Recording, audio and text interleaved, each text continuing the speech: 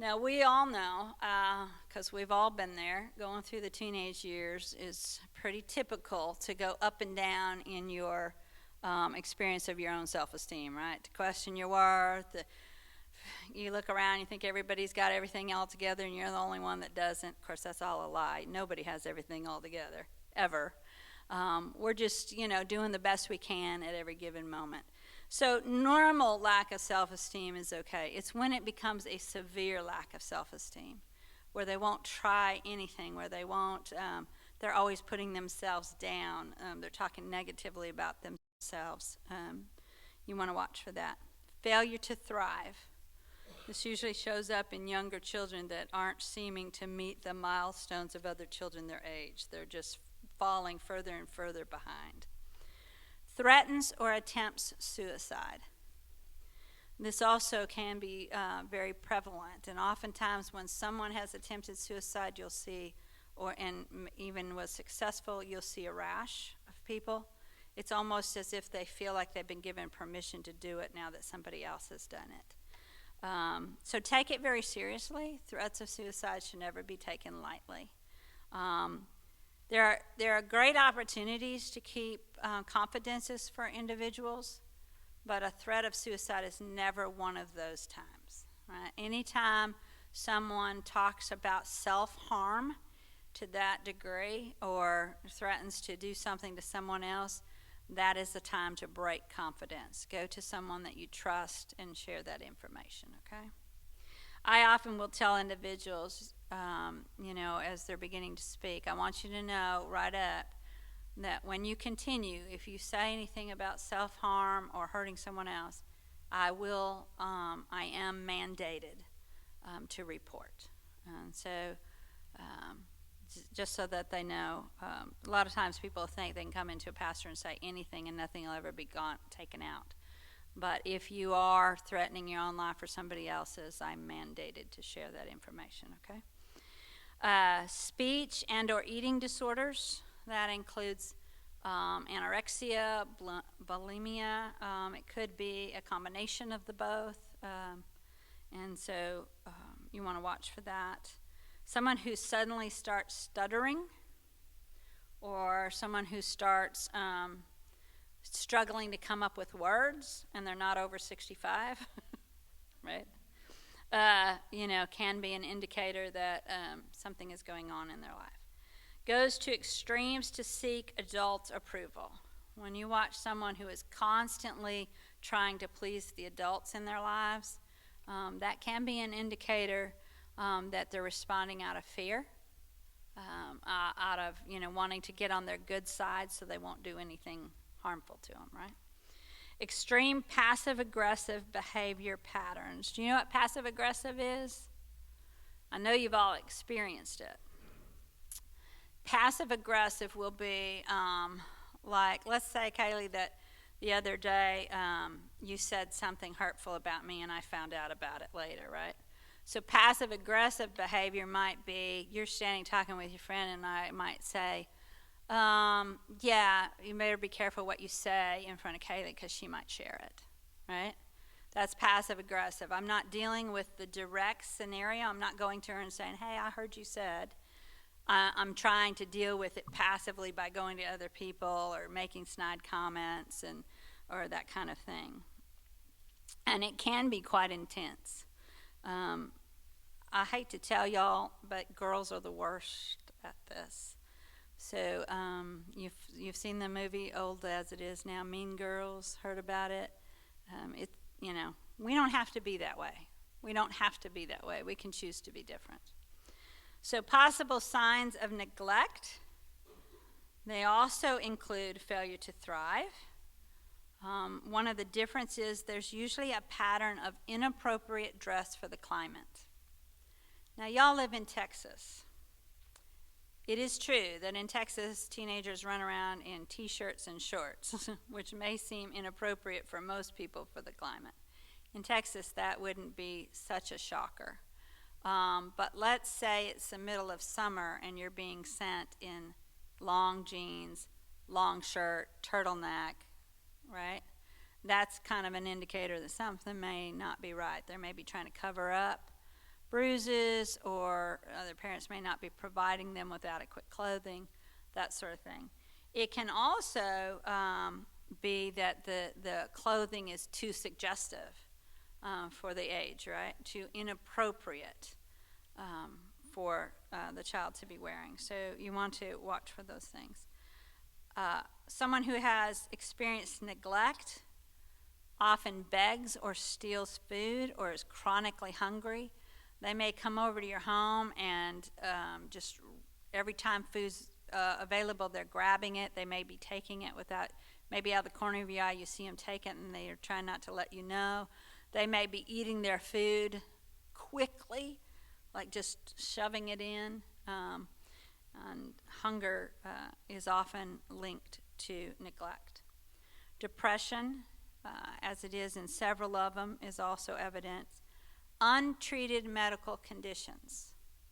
Let's say an individual has an injury and it's pretty severe, and it's a cut that probably needed some attention, but doesn't get attention. You start noticing it's getting infected, it's got red around it, and when you suggest to the child, do you need, or the adult, that you need to go get that looked at, well, it's okay, it'll be fine, right?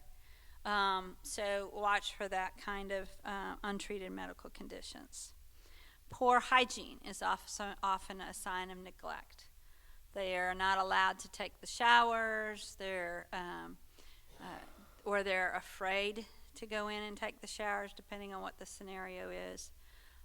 So that's often a sign of neglect. Possible signs of sexual abuse. Unusually advanced sexual knowledge and or behavior for a child's age and development stages. If you have a 4-year-old that is explaining how you have sex, that's not appropriate. They should not know that at that age, right? So that's a pretty good indication that they have been exposed to either visual sexual activity or it's happened upon them. So those are all indicators. Also, what usually happens for those who have experienced sexual abuse is, particularly in girls, they'll do one of two things.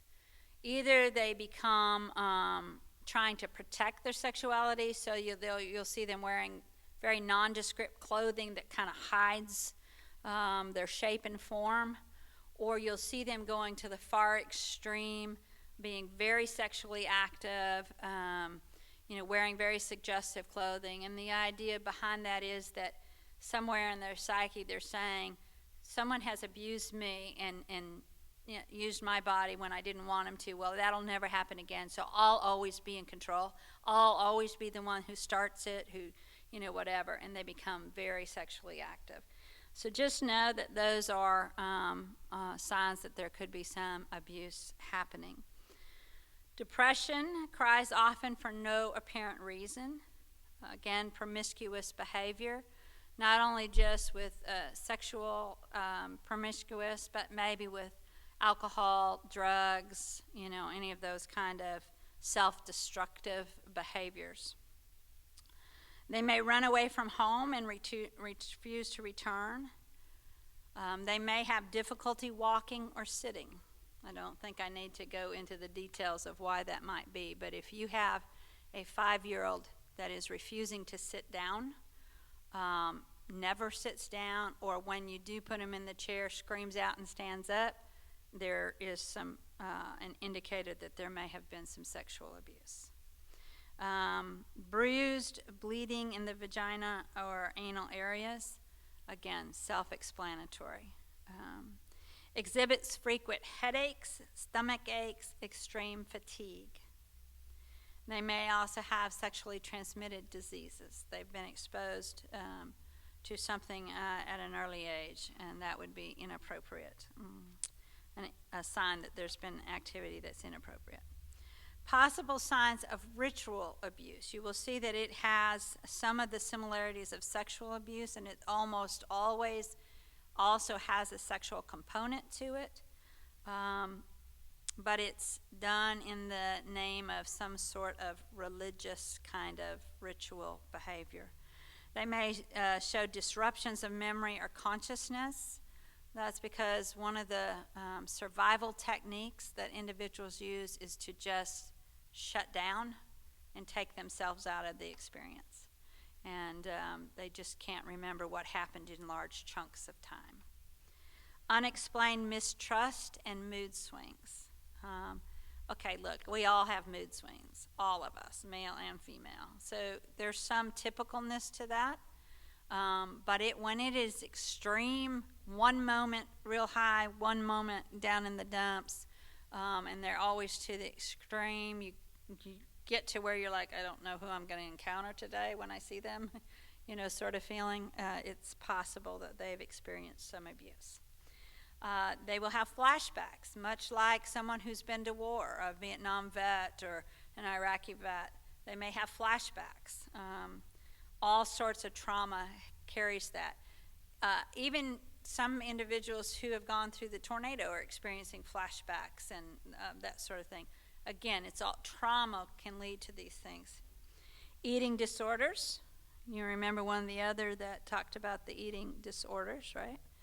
And so this is another typical behavior. Kind of specific to ritual, it's usually a fear of the dark.